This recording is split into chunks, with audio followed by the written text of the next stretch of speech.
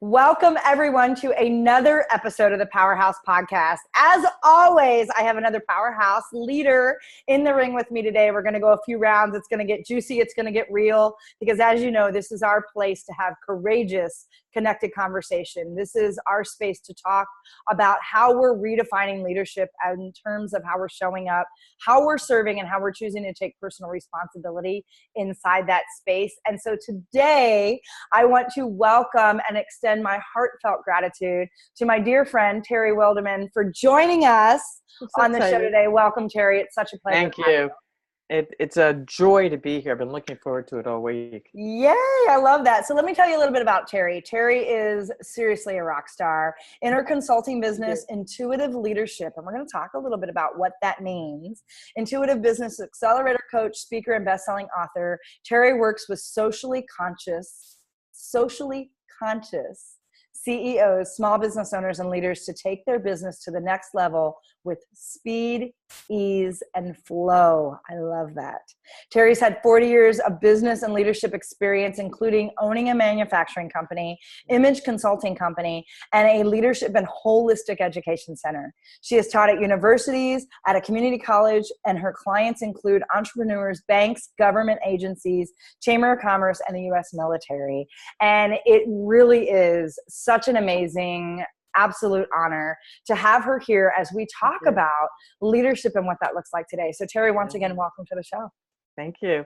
Thank you. So you have a business that's called Intuitive Leadership. I want to actually jump in right there. And you know, that word intuitive and leadership don't always go hand in hand. So when you talk about intuitive leadership, what does that mean? Well, it means leadership that integrates the practical and the logical with the emotional, the energetic, and non-dogmatic spirituality. So when you incorporate all of it, you're working and operating on all cylinders. Oftentimes, leadership tends to come from an emotional place. Management comes from a logical place. Right. Okay. But what happens when the leadership comes from the emotional place, we get scared to listen to that intuition piece. We get scared to listen to the spirituality piece that may pop in. And that fear can actually compromise our decision-making and how we choose to show up in the world and how we influence those around us. Yeah. And, I some people right now probably are hearing that word spirituality and they're like, whoa, how does that fit with leadership, right? And you use the term non-dogmatic spirituality, which is really pulling that religion piece out of that definition. But when you talk about that, especially when you're going into businesses, right? When you're going into these large organizations and these spaces where oftentimes even the emotional intelligence piece isn't as prevalent. And then you talk about bringing in this more holistic version of that, which is looking at the spirituality aspect as well. What starts to show up for people, and how do you define that spirituality to help them move forward to say, I get that, and wow, that really makes sense? I talk about values. And I specifically talk about the values of trust, honor, respect, integrity, loyalty, and love of fellow man. And I asked them, I said, when you're in the workplace, where does respect come in? Okay, where does trust come in? Where does integrity come in? Right? Think about those values, and that is spirituality, non-dogmatic spirituality. And some people would say it would be religious spirituality, but that's not where we go. We stick with the non-dogmatic spirituality because those values can run very deep and very wide in an organization. Now, you had mentioned that emotional intelligence isn't often embraced, and what studies are showing right now is that those companies that are embracing emotional intelligence, they're getting it, that their human capital is what needs to be focused on so that the task can be done well, that their people are appreciated, and their people know that they're valued in the workplace. Because when they know that, all bets are off that it's going to be a successful business because people want to do great work. Yeah. And the fact that you talk about human capital, really the equation is human capital equals people. Yes. And when you talk about that being, and you know, we've had a lot of conversations around feeding the soul of business and getting into that space. The soul of a business is its people. And That's so exactly many right. times the equation is upside down where it's, you know, the shareholders, the clients, the this, and it's all external outward versus focusing on the very thing that makes the heart and soul of your business be what it is. And so I love that you bring in the fact that when you're talking about spirituality, you're talking about core values. And so I'm curious, because I know what I've experienced going back, and I've had 20 years in corporate, and then I go back and then I do a lot of work with corporate organizations and businesses. And I found this to be very prevalent, but I'm curious to see, do you find that most leaders have done the work to really understand what their core values are? No. Or do you think that that's an opportunity for most? Because what does that look like? What is that? Yeah. What is that shortchanging for them? Where's the opportunity cost in that when they don't know those core values? That when you talk about respect and integrity and the love of fellow man, when you don't know those core values, what is that costing you? It costs so much. And the thing is, we're not objective about ourselves. Bottom line, we are not objective about ourselves. That's why companies do 360 feedback. And, a really good leader is constantly asking for feedback. And those leaders that are too scared to hear the feedback, it's about getting to the root reason why they are so fearful. And that creates self-sabotaging scenarios. Right. Because if you keep doing the same thing over and over again, that's insanity, right? Insanity is doing the same thing over and over again. But when we allow the people that we trust the most to really give us clear feedback, we then as leaders can put ourselves in a position where we can take that feedback, clear out what isn't working by elevating those strengths that do work with what we're doing and bringing in other people to support us in those areas that aren't working. Right. Because a leader who thinks that they can do it all, think again. They can't. Well, and I have a question about that when you talk about feedback, because I agree, the leaders that are really looking to lead at a higher level and really serve their people, they're asking for feedback. But you and I both know not all feedback is good. And so how do they filter through feedback that's going to allow them to serve more, allow them to show up more presently versus feedback that's just coming from a place where somebody may be feeling insecure or threatened or it's fear-based? Because a lot of times feedback, at least in the way that we've created in our culture, is a projection of our own stuff that's spinning. It's not even about that other person. And so how do you disseminate and decipher through feedback that's meaningful and rich and constructive versus someone just projecting their crap at you and expecting you to take it on? Because I think that's a real challenge for a lot of leaders, is they want to accept all the feedback, yet oftentimes they embrace the feedback that's not the feedback that's going to help them move forward. That's exactly right. A real good place to go when that kind of scenario happens is to take a deep breath into the heart. Okay, the heart energy can be measured 6 to 10 feet away from the body in a 360-degree circumference. Okay. Explain that a little bit more. Go a little deeper there, because I think there's some people that are like, okay, I don't know if I understand what that means. Okay. I'm licensed with the Heart Math Institute out of California in stress resilience. I got licensed with them in 2001 after I burned out several times. Right. Okay. So one of the areas that they specialize in is the power of the heart. Not one of the areas, that is the area they specialize in, is the power of the heart. When you connect with your heart and really get into the center of your body, your brain is actually engaged in a much more powerful way. And your intuitive gifts and skill sets begin to rise to the surface in a very strong way. Some of us are clairvoyant, some of us are clairaudient, some of us are claircognizant, and some of us are clairsentient, where we just feel. So when we shift into that heart place, what we can do is listen. If we go into a very neutral, like in a car, stick shift, you go into that neutral pattern, the car's still running, but you're in neutral. If you shift into that neutral place when you're getting the feedback, it's about taking that feedback in and using your intuition, using the mind and the heart together. You just take it in and allow the information to sink in, and you can then determine where it's actually coming from. Okay? Meaning that you'll be able to tell if it's the other person is just projecting or if it's real valid feedback. And all of it, even if another person is just projecting, there's still a lot of juiciness in that information, because there can be nuggets in there that the other person is projecting, because if they're projecting, that means other folks may have the same reactions to what it is that you're doing.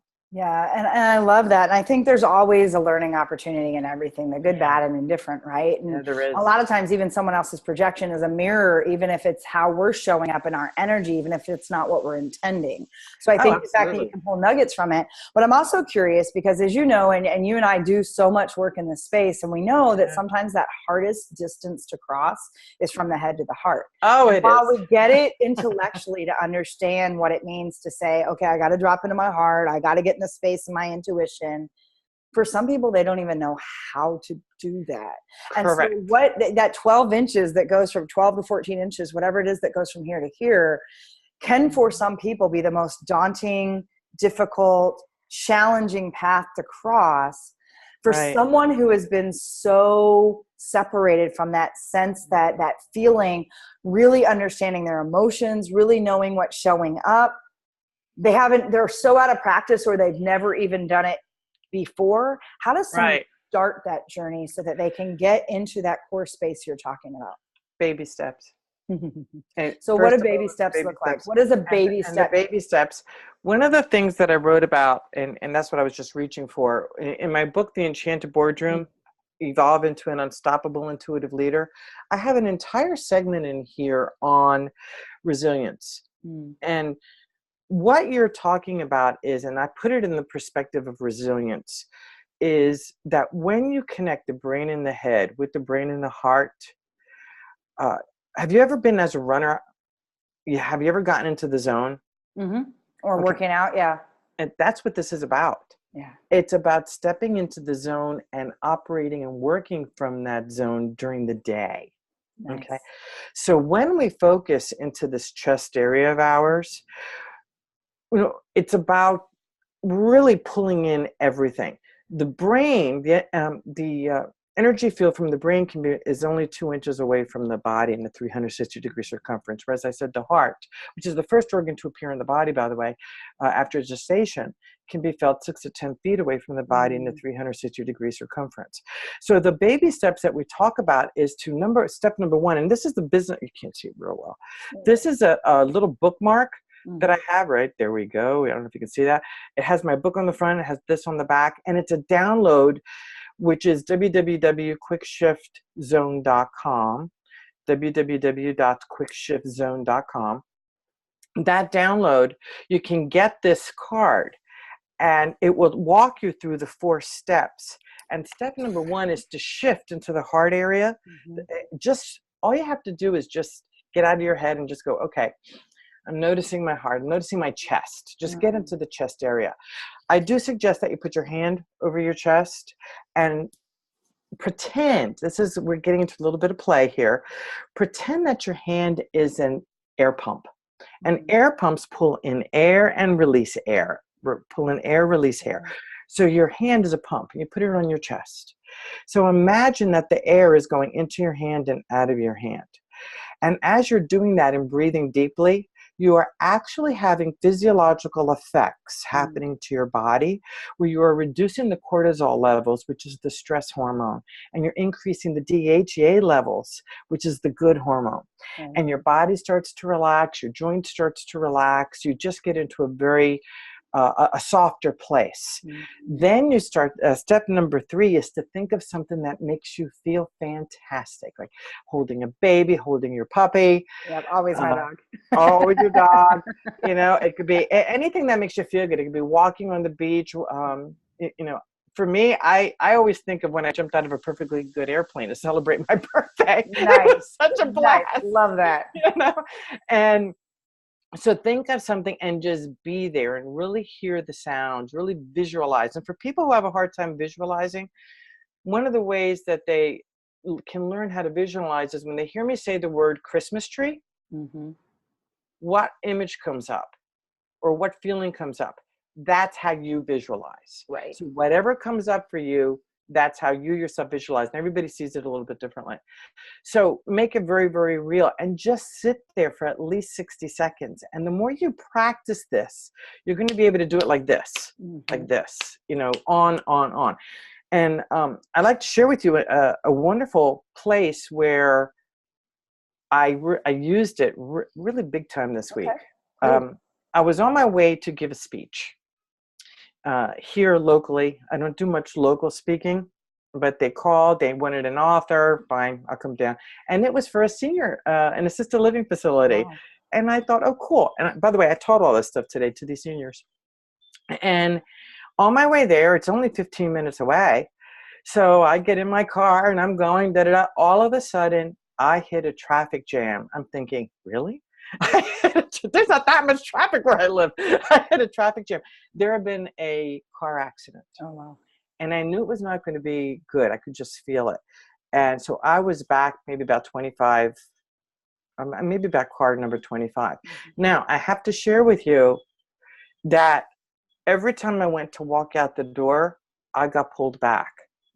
Every time. So what I realized in that moment was I kept getting pulled back until it was just the right time to get into the car, because that may have been me. Yeah. Okay. Yeah. So I was able to turn around very quickly, and I started practicing this right away because I was concerned I was going to be late to get to the event. So I gave them a call, talked with them. I was doing this the whole time. And I allowed my intuition to guide me, because I'm like, okay, what is the best way to get there? And I just trusted and I listened, and I just felt my way through, went up this one road. To make a long story short, I only arrived 5 minutes after the time I said I was going to arrive. And I was cool, calm, and collected because I practice what I preach. Yeah. And I have to say, there's such power in that. I had a similar situation. Same thing. I'm like, I think I'm going to be 30 minutes late. Blah. I ended up being 10 minutes late. And it was the same thing. Something happened. And at the same time, it's like, okay, I can control what I can control. I can get in that space. And you know, it's one of the things I love that you take that to such another level. Because one of the things I talk about as someone who's experienced extreme burnout and overwhelm and hit rock bottom in my own corporate career was the fact that most people, when that stress is coming in, or when that anxiety or that fear shows up, they do what I call that shallow chest breathing, where it's or throat breathing, which is like and they're actually jamming things up physiologically in their body, which tends to create this stuck energy. And it's that cortisol and it's that stuff that really doesn't serve. And sometimes the best thing you can do is to breathe into it. Just breathe. Exactly. One of your steps is that space to when you're deep breathing, when you're in your core, your belly is moving. If you're breathing, you're not expanding and contracting when you breathe, you are nowhere close to your core. And so for people that don't know that, when you're like, I took a deep breath, no, you're taking it all from your chest up, and it's all a head breath. It's not a body breath. It's got to get into the body. Core for most people, and I love there's more and more science that shows your core is not just your stomach. Your core is about the mid of your breast line all the way through your hamstrings. And so your body, when you breathe into what Terry's talking about, when you feel that expansion and that contraction fully, that's where you get that opportunity to create that space, that quiet, that peace. And then when you visualize that happy, I mean, it can take 5 seconds. I love that you say hold it for 60, but you can get into 3 deep breaths in that space and to visualize something. I mean, I actually engage my senses where I will imagine I can smell Peyton's paws, because my dog is my happy space. But not only I think about how his ears feel, I breathe in and I can smell that sweet, salty smell of his paws, and I see him, and man, to breathe into that, talk about a calming effect. I think that's so powerful that you do. Well, it really is. And one of the things, here's something I'm going to add to that, Candy, because it's really powerful that people get this. It's our choice whether you want to shift to that place. Say that. Could you say that again really slowly and deliberately? I will. Because I really want that to resonate for people. I'm going to. It is your choice. If you want to stay in the land of the negative, or you want to shift into the state of the land of the positive. And I'd like to show you this. We should have had a card made of it, but I didn't. In my book, it's on page, what page is this? 61. I talk about the transition hub. Okay. Over here, this is a storefront. Over here are negative emotions. Over here are positive emotions. Positive emotions. I gotcha. So this is the storefront. Yeah. It's your choice what you want to buy as you stand in front of that storefront. Right. Okay. And then this is quick shift right here to take you from negative to begin to take you towards positive. And right here, it's the heart-centered breathing, the chest-centered breathing. That, like you said, goes up. When you get into that, it brings your body back. So what this does is it shifts you from negative emotion to positive emotion. And again, it's a choice, just like when you're buying a blouse, a TV, a new computer, whatever. It's your choice how to feel. It is. And I love that for two reasons in particular. One, because we talk about leadership is a choice. It's a choice in how you choose to show up. It's a choice in how you serve. And it's a choice in how you choose to take personal responsibility. Absolutely. And when you look at that storefront, the other thing I love, and I love this because Mel Robbins does a lot of work around this, around that shift that you're talking about, which is that space of, do you realize that our body registers immediately? Fear and excitement is the same initial feeling through the body. Yep. Our body has the same sensation, whether it's something that we have fear or something that we're excited. What happens is most people drop into the fear instead of saying, I choose to be excited. Because the same reaction in our body, a lot of us feel it in our chest or our stomach, but it's that same sensation, the initial piece of it. Yes, it is. And we choose in an instant whether or not to have the constricted, closed, shut down, shallow breathing. Oh my God, it's fear, it's negative, blah, blah, blah, blah, blah. Or I choose for it to be, I'm excited. Yes. And we instantly tell ourselves, oh my God, I'm scared or I'm excited. But that initial, what Terry's talking about, that storefront is that initial space of, am I going to choose to take this purchase or am I going to choose to make this purchase? And I love that another level there. There's actually right there. Another instant level that happens. Different organs create different emotions, believe it or not. Yes. And so that fear place, it can hit in the lower back, which is fear. Or it can hit in the shoulders. You're carrying too much. Your knees. If your knee starts to hurt, it's about moving, and your hips, it's about moving forward or flexibility. And if it's left side or right side, right? Left doing side, or right receiving. side. Actually, other way, receiving or doing. Because your left side is receiving, your right side is doing. So all of it happens like this. Yes. It happens very fast. So if you learn to tune into your body has the information that you need to let you know where your mindset is. Right. And to what you're saying, you need to be present in that, right? Because most of us have created a habit that instantly drops us into this space that's negative, that's heavy. The space, when people are like, because I think it's interesting because we even talk about sometimes changing the word yes, but to yes, and. And I had somebody, and I have to laugh and I have to share this with you because it so plays into what you're talking about, where they said, Candy, it's easier to say but. And I said, let's play on that for just a moment, because I think it's interesting that you just told me it's easier to say but than yes. Because first of all, last I checked, they both have 3 letters. They both are single syllable words. And if you've ever watched a child learn either word, it's actually easier for them to say yes than it is for them to form a B and say but. So help me understand why it's easier to say but than yes. I said, it's because you've created a habit. Yes.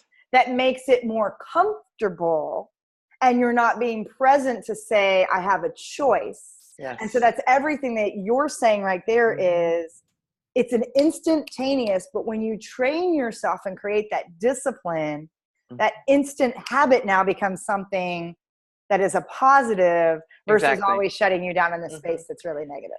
And I'll add one more thing to the end of the but thing. But creates walls.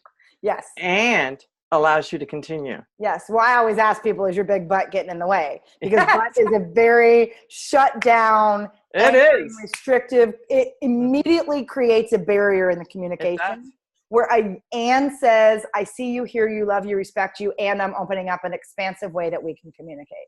And so I love that you say that. But yes, most people don't realize, especially people that aren't aware of it, how much their big butt is getting in the way. And their big butt is also connected to specific words. The other thing I talk about in the book are words to use and words to avoid.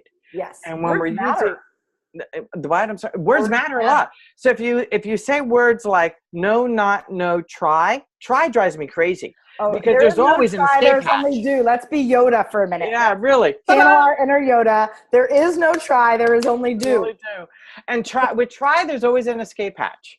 Yeah, absolutely. There's no commitment to try. Absolutely. So, and when we say no, can't, won't, shoulda, woulda, coulda, when our language is constantly peppered with those words, that energy, it infiltrates us. But if we shift to I can, I commit to, I will, I can, those words have a completely different energy and shift the dialogue, even in your email, even in your writing. When you get rid of the don't, not, know in your emails, and you just write the email out and then read it again. And notice the don't, nots, and nos, and you pull them out and revise your emails, magic begins to happen.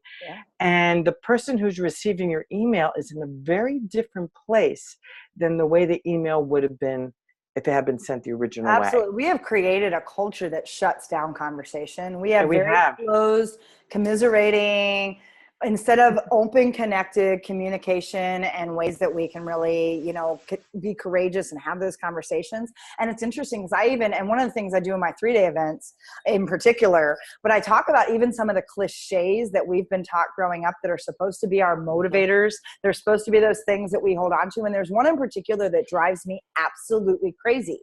And it goes very much in line with what you're saying, Terry, about that your words matter in that language. It's the phrase that says, where there's a will, there's a way.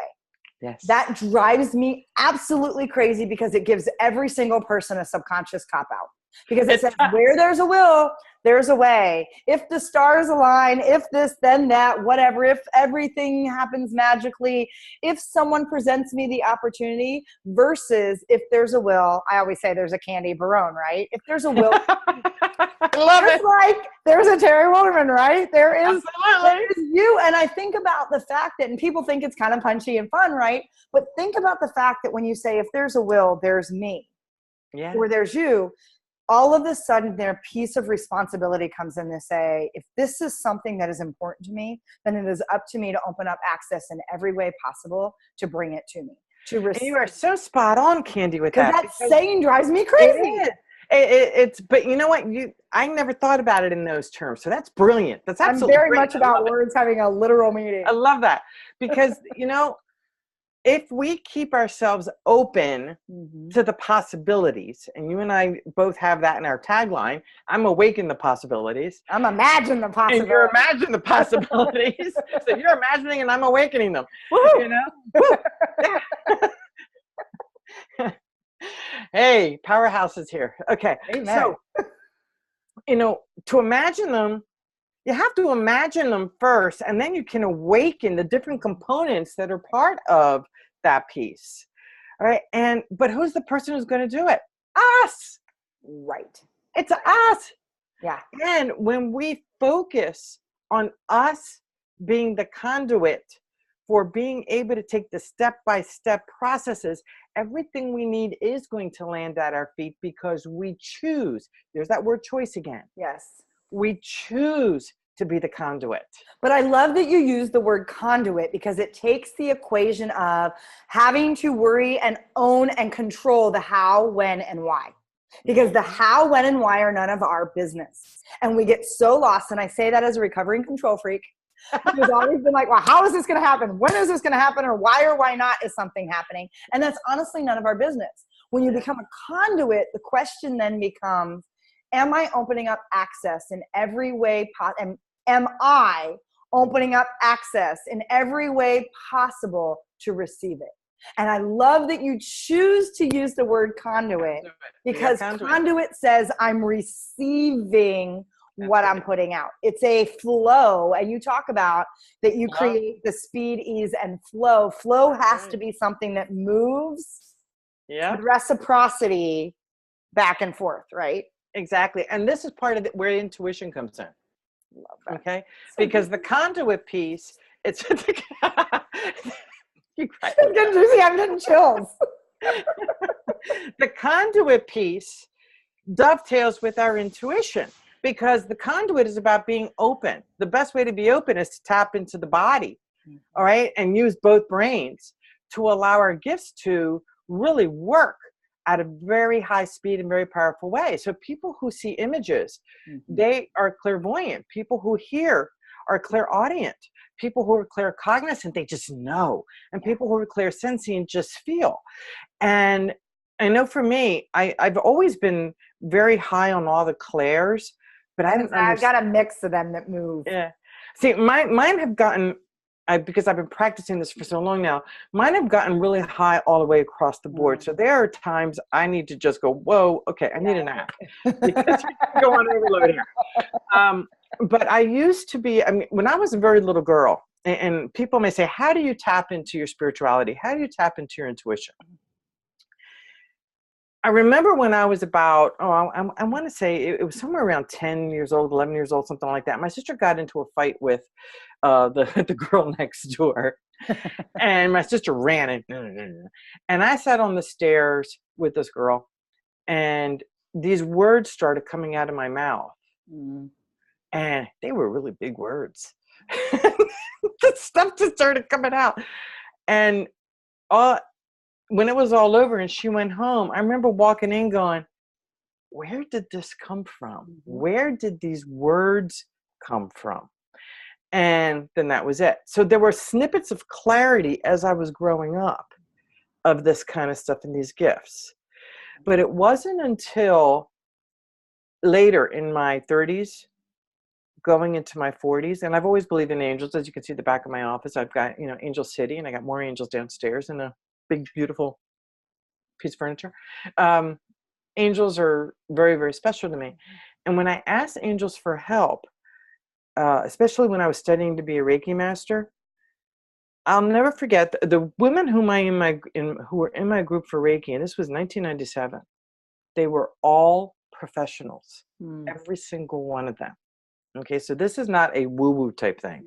This was a healing type thing where we were really learning, and it opened up a lot of my gifts. And I'll never forget sitting there in the room. I was in tears.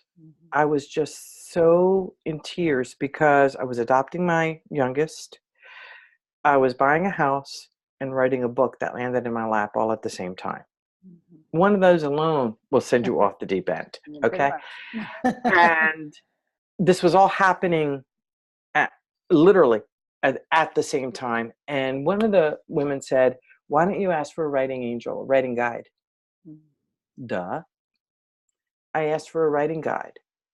And in 1998, I would be woken up in the beginning of 1998, because the book was published in the summer. In 1998, I would wake up about 2 or 3 o'clock in the morning, go to my computer, put my hands on the keys, download. And the book was on telephone scales, oh, by the way. It was called 1-800-COURTESY, Connecting with a Winning Telephone Image. And I remember reading parts of it going, hey, this is good. But it was all downloaded. Absolutely. So as speakers, that's how the things show up too, right? We get people to say, can you say that again? And you're like, I have no idea what I just said.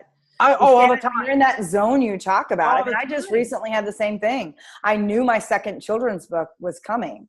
And I literally, actually, a friend of ours, Winnie Curley, got on stage and gave a meditation at Sherry Watson's event. And all of a sudden after her meditation, because I'd been playing with it for so long, I literally told everyone, I'm like, we can't go to lunch yet, and wrote 6 pages and wrote my next children's book. There you go. And I looked at it and I'm like, this is brilliant. And it's not how I constructed it in my mind at all. It's those downloads that you talk about. Those downloads. And that's why it's so important for leaders to allow their gifts to unfold. Who are we? Who are we to not use our gifts in service to mankind? Who are we? However, what happens is, and this is where my skill sets come in as a holistic practitioner, we have self-sabotaging emotions that are built usually under the age of 10. And under the age of 10, we're told, especially kids who can see The toddlers who have the invisible friends and they're told, or, you know, they're crazy, knock it off. They're crazy or this and that, whatever. So our intuition is often knocked out of us by non-believers, by people who don't understand the power of these gifts because it scares them. And it's a generational thing. Boom, boom, boom, well, boom. And a lot of that's handed down generation. It's handed down. Right? Absolutely. It's handed down. So the goal in this lifetime, and I think there are a lot of leaders like you and myself who are basically saying, get over it. We're born like this. Stop being selfish. Stop being selfish and allow us to use our gifts. Because it's very selfish when we hold back. It is very selfish. And I use that word because that's the one that kicks me in the butt. I talk to people about boot in the butt moments. And I'm like, look, if I need a boot in the butt, it's when I need to ask myself, am I being selfish? Yeah. Right? And if I'm asking, the answer is yes. And I got to tell you, it puts the fear of God into me. When I was writing this, there was a segment in here that I was writing, and it was about angels in business. And I was sitting at my daughter's house in San Diego. She was at work. I'm sitting there trying to get the manuscript, because I was really struggling so hard. And I'm praying. I got on my hands and knees and bawled my eyes out because I was so frightened, so scared about talking about angels in business and writing about it and not being taken seriously. Yeah. I honestly thought I was not going to be taken seriously. And I did. And the book got published. And recently, I created a Facebook page called Angels in Business because it just came out of my fingers. It was one of those, I was sitting on the couch and bada bing, bada boom, out it came out. Does it still make me nervous? I'm going to be completely transparent. It still scares the living daylights out of me. Which it really does. You know you need to step forward in it. Oh, yeah. And every time I talk about it, I get very emotional. And it just, yeah. And I remember I almost drove off the road when I got the download that said, you need to teach them how to lead from love with love. I was like, sure, I can teach entrepreneurs that. I mean, I'm literally having a conversation in my car. Yeah, sure. And I got a very clear message that said, no, you need to go back where you came from. And I'm like, you want me to go where with what? Which means take that back to corporate. And even when the feed was stole the business, I'm like, you want me to talk about love? Like really put love into an environment in a corporate setting. And it still scares me to death every time I go in there. And I will tell you happen, the transformation, the shifts that occur when I do. You go, it's not about, people are so hungry and need they are part of the healing that needs to happen, that when you take yourself out of the equation and go back to what you said, you are the conduit to carry that message. Yep. And the more it scares me, the more I recognize that I need to step forward. Because if it didn't scare me, it wouldn't matter. That's right. Right. And so I think it's powerful when you say, does it still scare the crap out of me? A resounding yes. Well, you know, just even standing here, I'm looking at the background. I'm like, oh my God, it's Angel City back there. You know, I'm talking about, thank you. But I'm talking about a year ago, you would have never seen these angels back here. There is no way. They were over here and they were downstairs. And I was like, no. I even have my fancy wand over here that I play with. Well, here, I got my wand to play with. You want to play? Oh, okay. I'll even turn on my magic one, right? Like, oh, no, I like that one. That one. Yeah, except there's a part that makes me feel like I'm going to have a seizure because it starts to. But yes, here we are, the wand queen. I bring into trainings to say, for all of you waiting for the pixie dust to grant you permission, know that I am granting you permission right now. Here's my magic wand. Yeah. There you go. It's by my desk. Okay. And I also have Dumbledore's wand. Nice. I bought Dumbledore's wand. See, mine is Elsa's from Frozen. So there you go. So, you know, it's all good. So Terry, I love you so much. I just adore you, and so excited that you've come to play with us today. And I know that our show's kind of coming to an end, and I want to have you come back so we can play some more. Oh yeah. But before I forget, because I want to make sure that for those people that really want to know more about how to create this space of intuitive leadership, how to step into their own spirituality, and have a more holistic perspective around what it means to really be a leader today, what is the best way that they can get a hold of you? They can go to my website, www.intuitiveleadership.com, and they can find me there, and there'll be a contact on the top bar there, or they can find me on Facebook at Terry Wildemann and Intuitive Leader. N's at the end. We'll have all that information. And Terry with a Y and no R, by the way, in Wildemann. Yes. So we'll have all that for you below in the show. as well. And Intuitive Leader and Angels in Business on Facebook also. Both those pages are available. And then on LinkedIn, it's Terry Wildemann also. Awesome. Love that. And so as we're bringing things full circle, and because we both dance in the space of possibility, and we talk about the fact that there are infinite possibilities. I'm curious, as you leave us with everything that we've talked about, what's your big imagine if? What's your big imagine the possibility space that you're stepping into that maybe scares you a little bit, but is like that big imagine if that you're very curious about and willing to step into with all kinds of like excitement. You're going to laugh. No, I'm not. Yes, you are. Okay. It has nothing to do with leadership. Okay. It has nothing to do with my business. Awesome. It has everything to do with the fun, challenging dream. And that is that one day I'm going to be a contestant on Dancing with the Stars. Oh my God, I love that. I love that. I think that's an awesome imagine if. Are you kidding? I love that. My big imagine if I'm going to play in that space is that I'm going to once get to be the beer girl at Wrigley Field, because they never have a woman do the beer, and I have a voice for it that can be like, be a hit. Yes, you do, girlfriend. I would raise all of it for charity. All the tips that I made, I want to be the person that gets to run the beer up and down the steps. Oh, that sounds like fun. So hey, if you want to be on Dancing with the Stars, I think that's fabulous. There we go. I don't believe I just said that. I think it's awesome. I love that you just said that. I love that you said. So any last piece of, words of wisdom or last aha that you'd like to leave everyone with? Always attack something if you need to attack, but basically look at something by breathing first. Breathe first. I don't like to use the word attack at all, but sometimes that's how some leaders, some of the behavior styles, that's how they go. So before you go to that space, take a step back and breathe, and breathe deeply. And breathe deeply so that you can get clear, because what may be in front of you may not be the reality of the situation. Amen to that. And we talk a lot about the power of pause, and it starts with you taking that really deep core body breath that allows you to expand and contract so that you can bring in what you need and let go of what you don't. And so, Terry, I have to say thank you on so many levels. Thank you. This was fun. Such an honor. I'm so glad that I get to play in space with you and that we continue to get to build our friendship. And it means everything to have you on the show today. So thank you. Thank you so much. I look forward to the next time. Me too. Yay. And for all of you listening, know that I have such gratitude, and I honor all of you for showing up and sharing this space with us. I love you, and know that it always starts with you saying yes to yourself in a huge, powerful way, being more purposeful, passionate, and intentional about how you choose to be a leader, because leadership really is about how you choose to show up, how you choose to serve others, and how you choose to take personal responsibility inside that space. This is Candy, and I love you. Thank you always for joining us, and please make sure to join us for the next episode of the Powerhouse Podcast. We'll catch up with you next time. Mwah.